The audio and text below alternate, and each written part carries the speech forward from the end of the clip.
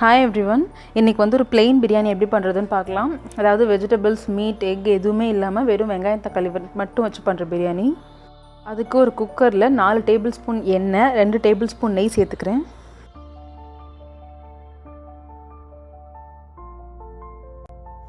எண்ணெய் நெய் நல்லா காஞ்சதும் 1 டீஸ்பூன் சோம்பு, 2 பிரியாணி இலை, 1 ஸ்டார் பூ, ஒரு பெரிய பட்டை, 3 ஏலக்காய், 2 கிராம்பு, 2 கல்பாசி, 1 மராட்டிமொக்கு இதுப்பெல்லாம் போட்டு நல்லா பொரிய விட்டுக்கலாம். அதெல்லாம் பொரிஞ்சு நல்லா வாசனை வந்ததும் நான் 3 வெங்காயத்தை வந்து மெல்லிசாக கட் பண்ணி வச்சுருக்கேன். அதை வந்து சேர்த்து நல்லா வதக்கி விட்டுக்கிறேன். அது கூடவே 2 பச்சை மிளகாயும் சேர்த்துக்கிறேன்.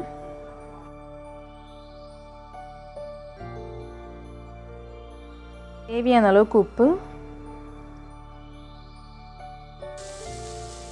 இப்போ வந்து பார்த்திங்கன்னா வெங்காயம் வந்து கொஞ்சம் நல்லா பிங்க்காகவும் சாஃப்டாகவும் நல்லா வதங்கிருச்சு.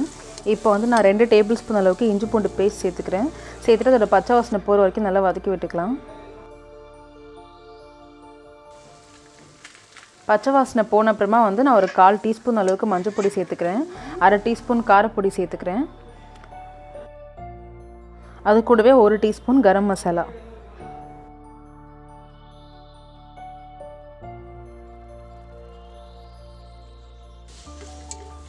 இது எல்லாத்தையும் சேர்த்து எண்ணெய் பிரிஞ்சு வர வரைக்கும் நல்லா வதக்கி விட்டுக்கலாம். மீடியம் ஃப்ளேமில் வச்சுக்கோங்க அடுப்பு.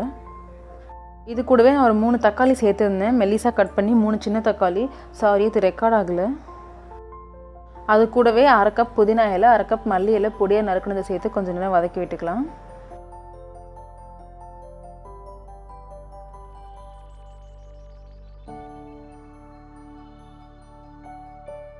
வெங்காயம் தக்காளி வதங்கி எண்ணெய் நல்லா பிரிஞ்சதுக்கப்புறமா 6 டீஸ்பூன் அளவுக்கு தயிர் சேர்த்துக்கிறேன்.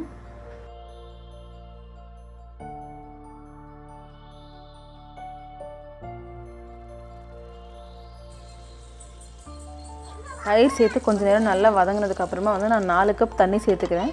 2 கப் அரிசி எடுத்திருக்கேன், அதனால் 4 கப் தண்ணி சேர்த்து அதை நல்லா கொதி வர வரைக்கும் வெயிட் பண்ணணும். இந்த மாதிரி கொதிக்க ஸ்டார்ட் பண்ணும்போது 2 கப் அலம்பி வச்சுருக்க அரிசியை சேர்த்துக்கலாம். அரிசி சேர்த்து நல்லா கொதிக்கும் போது கொஞ்சமாக கரம் மசாலா, உப்பு அப்படியே தூவி விட்டுட்டு கொஞ்சமாக வந்து நெய் சேர்த்து அப்படியே மூடி வச்சு ஒரு 3 விசில் விட்டு எடுத்துடலாம்.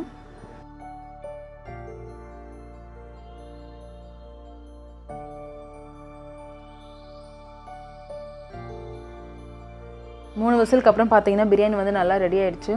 அப்போ வந்து இது கூடவே வந்துட்டு நான் ஒரு கை அளவுக்கு வந்து மல்லி, புதினா, கொத்தமல்லி இலையெல்லாம் சேர்த்துக்கிறேன்.